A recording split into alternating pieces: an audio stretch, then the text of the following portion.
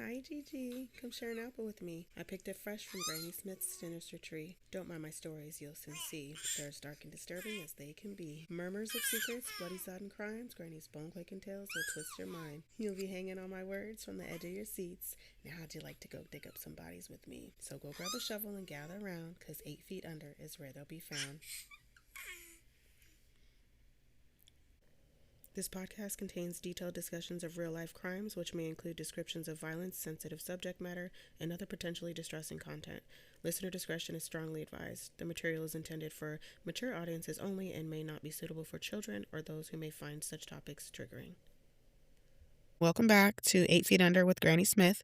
If you stuck with me through the first 2 episodes, again, I am forever grateful. So, again, this was one of the episodes that magically disappeared, and I'm having to re-record it. Still working with IT to see if we can somehow recover them, and I'll still upload them because again, they were just so funny, so fun, a lot of colorful language, and I just really, really wanted you guys to be able to hear and see those 2 episodes.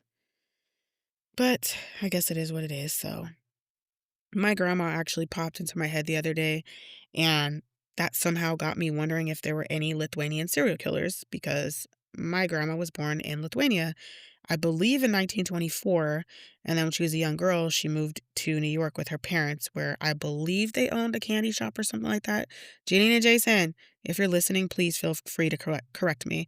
Janine and Jason are my siblings on my mother's side. So after I got to thinking about that, I did my little FBI profiler thing and dug around and found Lithuania's very first known serial killer, Antanas Varnelis. And actually, I'm not going to lie, it didn't take that much digging because he was the first name that popped up. So, Grandma, this episode's for you. Oh, I should have worn my babushka and then taken some pictures. I do have a really good picture of my grandma with her babushka on. That lady was flawless no matter what, but I should upload that picture. I probably will. She would probably hate hearing this story though, or hate this whole podcast in general because she'd say it's not nice or pleasant talk. My grandma was a proper classy lady until the very end. She didn't drink, she didn't smoke, she didn't cuss.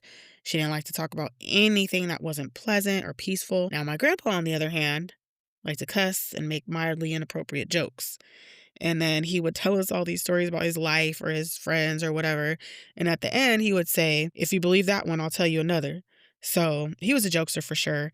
But anything he ever told us, we had to go run to grandma and verify if it was true or not because she was a saint. So she wouldn't lie for him. So we just had to, hey, was this true? Was that true? Was that not true? Because we're walking around telling all these stories to our friends and half of them aren't even true. Like, oh my grandpa did this and did that. And yeah, okay. But no, we got really lucky with the grandparents that we had. So shout out to grandma and grandpa. Anyway, the sources for today are a Delphi News article by Ruta Pukini, a Wikipedia article on the Soviet economic blockade of Lithuania, and a Wikipedia article on Antanas Varnelis. So just a heads up, we never learned to speak Lithuanian, so I will absolutely butcher so many of these names in this episode. I apologize ahead of time. I worked on pronouncing them correctly, but that didn't end well. Also, 2 of the articles were in Lithuanian, so I had to use the translation tool, which we all know some languages don't translate too smoothly over to English. So some of the quotes or the information may seem a little odd or whatever. Another trigger warning. If it bothers you to hear people mispronounce words, names, whatever, leave now. Because most of the names in here or the names of the villages are either Lithuanian or Russian. And I tried, but I don't know. That's partly why I wanted you guys to see the video, because if you saw my face and my whole body gesture trying to pronounce these names, it was just it was just super funny. So, now for the unpleasant talk, as grandma would say.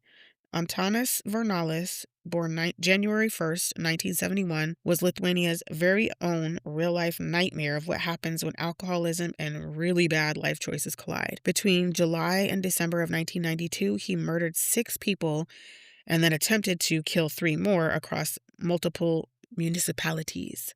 And here comes the terrible butchering of these names. First one is Kelmi, Sualani, Razinani, Sakai, and Jabarkus. That's the only one that I feel I may be saying right. Jabarkus. So, anyways, basically he turned rural Lithuania into his personal playground, preying on the elderly and robbing them to fund his alcoholism. So Varnelis, who I am going to call Varney for the rest of this episode because I feel like I'm not saying that right. I feel like there should be some type of accent onto it. It's spelled Varnelis. Varnelis. I don't know. Calling him Varney. He was born in the Telsai district in the village of Dadotkai. Dadotkai.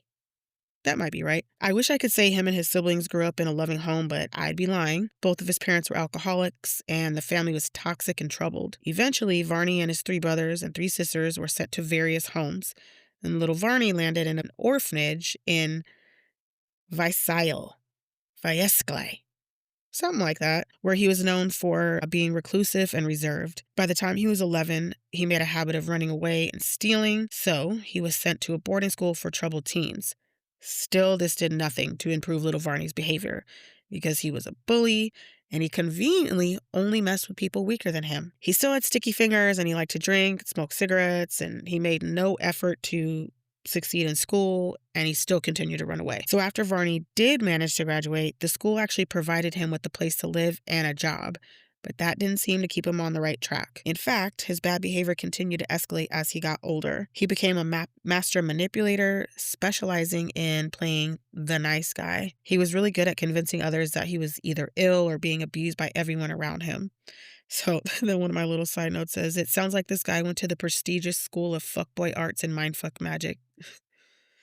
Anyway, I make myself giggle. I know I can't be the only person that does that.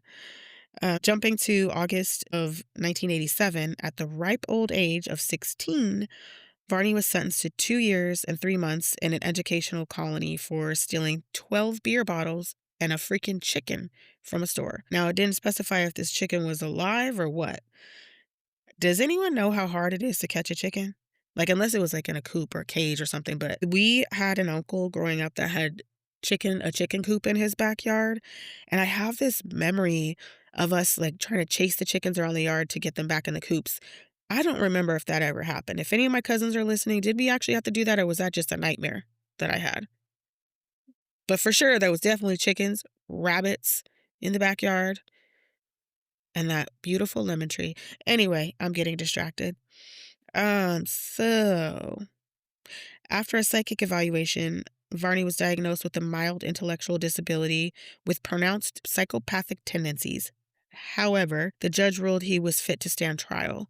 So there was no reason listed, but that 2-year and 3-month sentence he was supposed to serve wound up being postponed. And during that time, a few months later, Varney was arrested again and sentenced to 4 years in, brace yourself for the pronunciation, Pravienskis prison for stealing a wallet.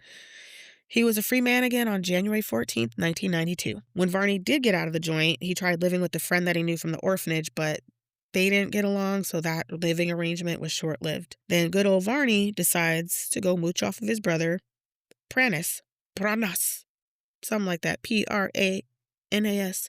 Pranas. This also didn't end well. The owners of the farm Pranas was working on kicked them both out because they were fed up with Varney shit. So now to the really unpleasant talk, as Grandma would say. In June of 1992, a 13-year-old girl was on her way to the store when she saw a man in the woods. When she left the store, she spotted that same man, but decided to continue walking her normal path down the hill. Varney stopped the girl and managed to trick her into going with him by accusing her of stealing his bicycle and telling her that they needed to go speak with his parents.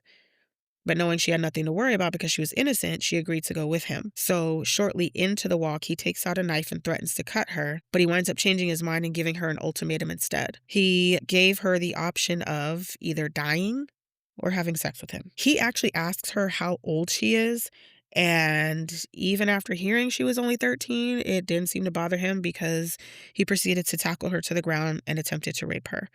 But this girl was brave and smart.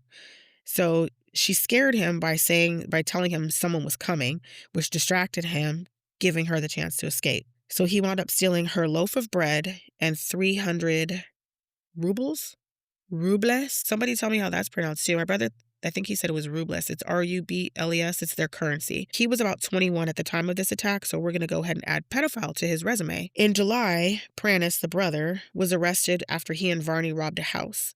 Varney escaped, allowing him to up his game from robbery to murder. And on July 28th, he claimed his first murder victim. He beat a 70-year-old man to death and stole 2,000 rubles from him. Varney inflicted so much damage that it left the man with a fractured sternum, fractured skull, broken ribs, traumatic shock, and bruising of the lungs. And then in an attempt to cover his tracks, he set fire to the house. So the firefighters and investigators who initially worked the scene had no suspicions of foul play. It wasn't until experts later conducted a more thorough examination of the body that the case took a turn, and authorities suspected that the fire was the work of arson, and the man's wounds were not consistent with accidental or natural death. By the way, this man had very obvious signs of cuts and wounds to his face and temples, so I don't know how that was missed in the beginning, but maybe the burns from the fire made it difficult for the first responders to notice it right away. I don't know. I'm an FBI profiler, not a firefighter, not a medical examiner, so I have no room to judge. There's a quote from one of the Delphi articles from Hippolytas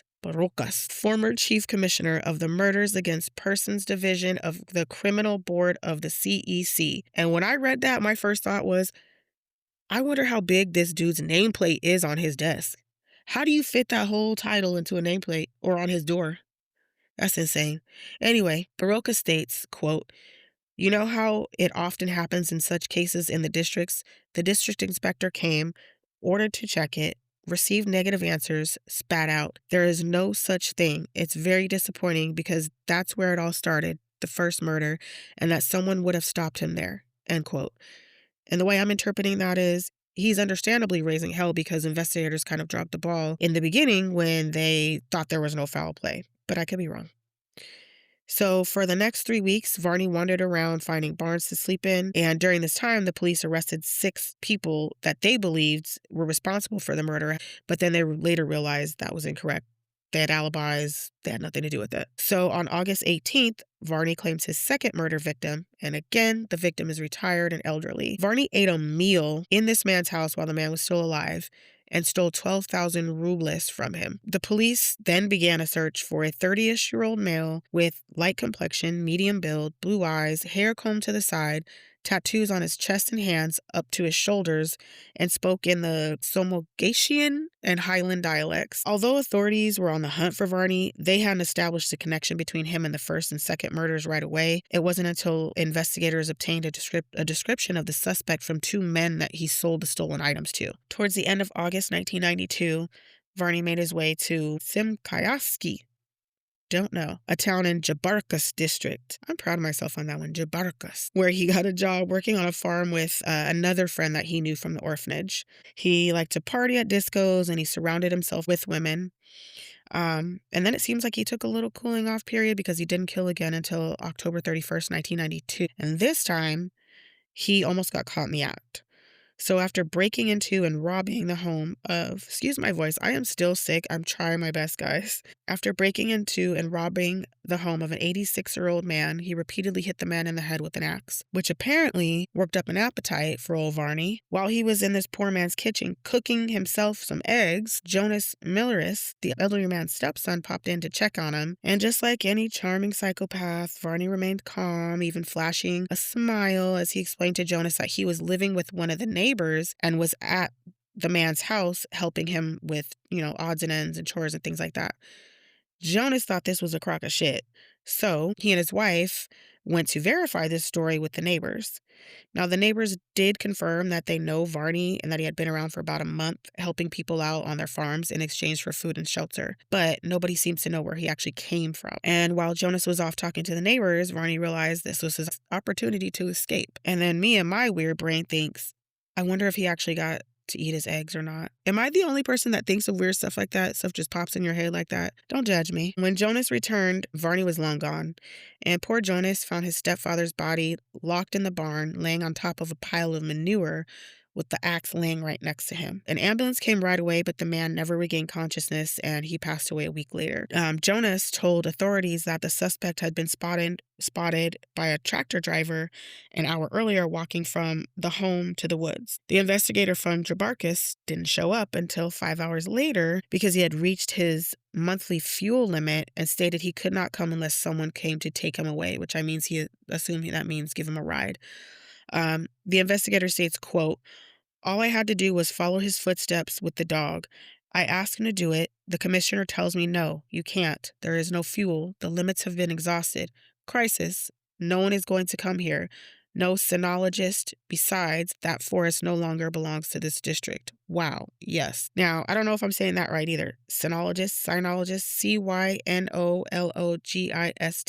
Do you guys know what that is?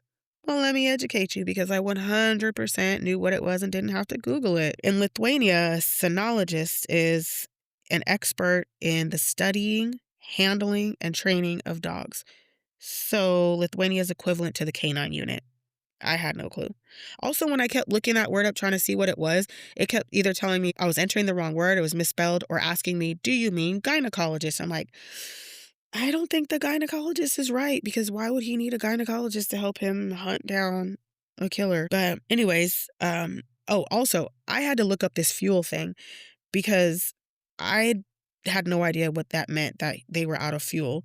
So here's a quick, boring history lesson for you. After Lithuania declared its independence on March 11th, 1990, the Soviet Union got their lick back by cutting off natural gases and oil supplies. That led to a severe shortage in fuel, which resulted in government-enforced fuel rations. Private vehicles were limited to 20 liters of gas per person per month, which is about 7 gallons, even though another article states it was about 30 liters, but still, there was a limit. Even though the blockade was lifted on July 2nd, 1990, and he was so crippled by its impact, it's reported that there was a loss of about 415.5 million rubles worth of production, which left Lithuania to take a 125 million rubles hit to their budget. I didn't know that. If you knew that, pat yourself on the back because I didn't. I learned and remembered enough in high school just to graduate, and then it all went out the window.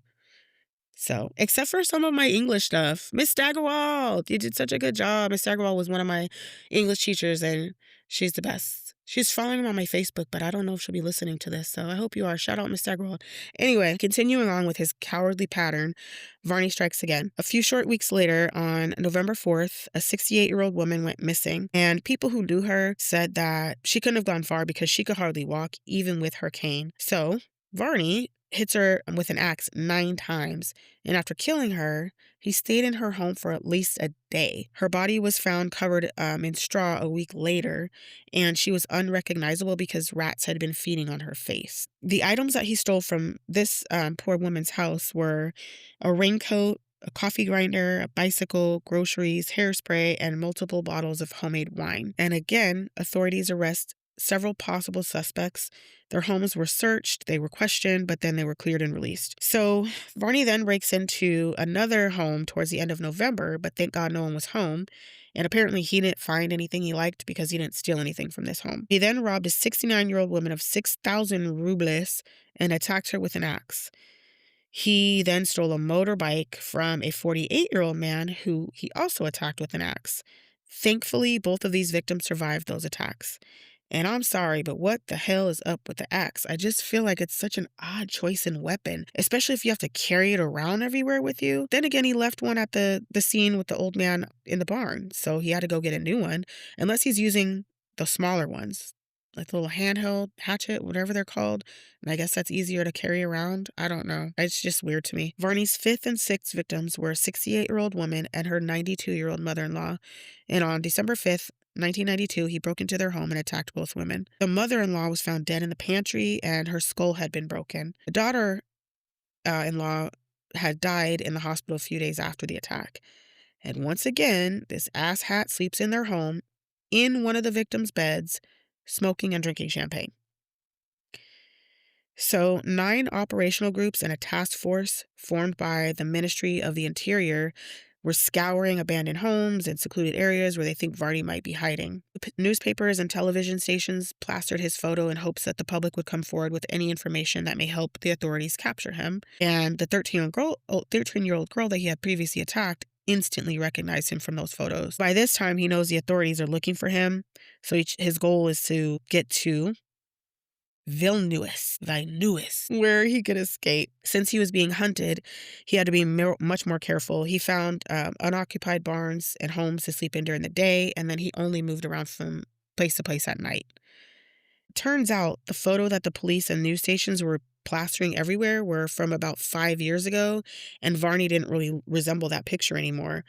His picture was actually in a newspaper that was sold at the store that he frequented to buy beer and food, but the vendors didn't even recognize him.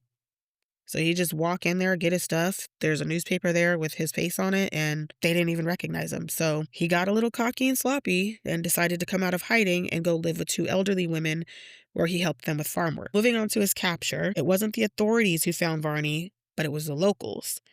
And the details on how he was detained are a little muddy, I think kind of lost in translation, but from what I could piece together and get from all the sources in the articles were 2 village men that Varney had been drinking with or had at least been in the same vicinity as, recognized not his face, but his tattoos from the description the police gave. A man named Lutaras Oska says, quote, "He was pointing at the clock and we saw tattoos, the same ones they talked about on the radio and television, and you told, what?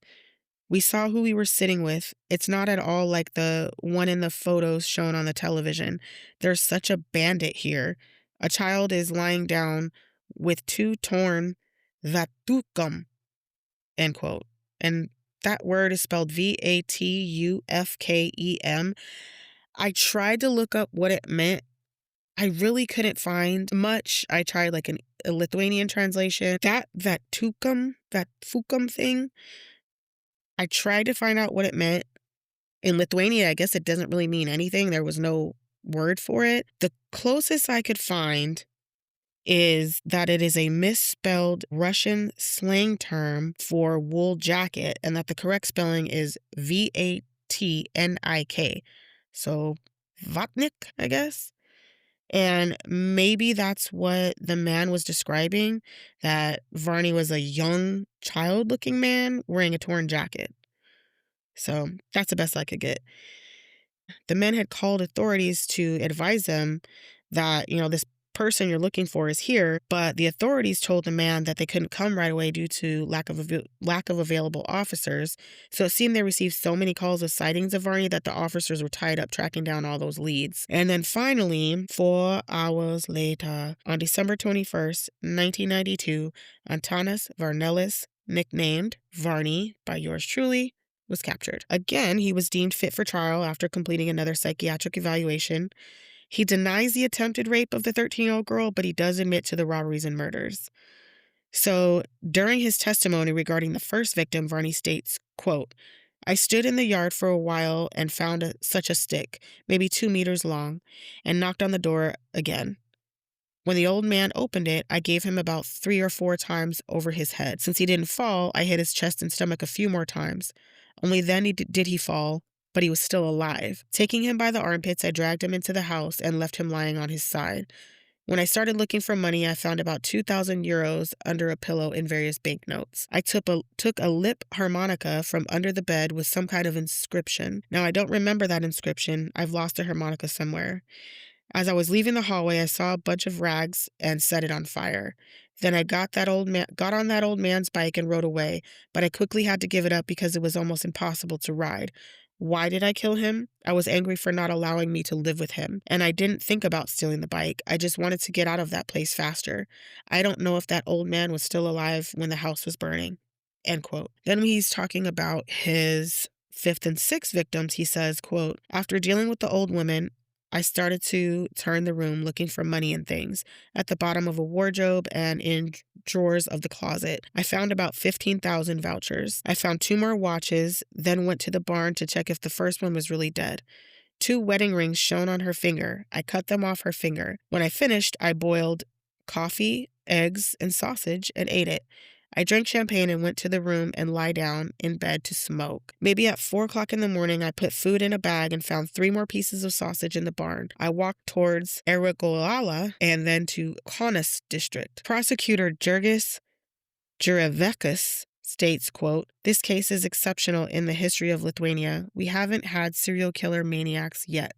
End quote. And as we see in many cases, Varney's attorneys really leaned into his difficult childhood and disabilities and asked for leniency since he confessed to his crimes and fully cooperated with authorities. Despite Varney's request for a life sentence in prison, on February 1st, 1994, he was sentenced to death by shooting. So, next name I'm going to butcher, Algirdas Brazaukas. The president of Lithuania denied Varney's clemency petition. 23-year-old Antanas Varnelis was executed on September 28, 1994, making him the 5th of 7 people executed before Lithuania did away with capital punishment. And that, my draugas, which is Lithuanian for friends, is the story of Antanas Varnelis, Lithuania's first known serial killer. My grandma is probably turning in her grave. Actually, she was cremated. What's the cremated equivalent to turning in your grave? Would it be like shaking in her urn? I don't know. She's upset because I completely butchered all of that with those names. And you try, please. If I have any Lithuanian or Russian friends out there, somebody please tell me how to properly pronounce those, because I even tried to listen to the pronunciation and repeat it, and it just was not happening. As always, you can follow me or reach out to me on IG and Twitter at the number 8 FTUNDER_GS85, or email me at the number 8 FTUNDER.GrannySmith@gmail.com.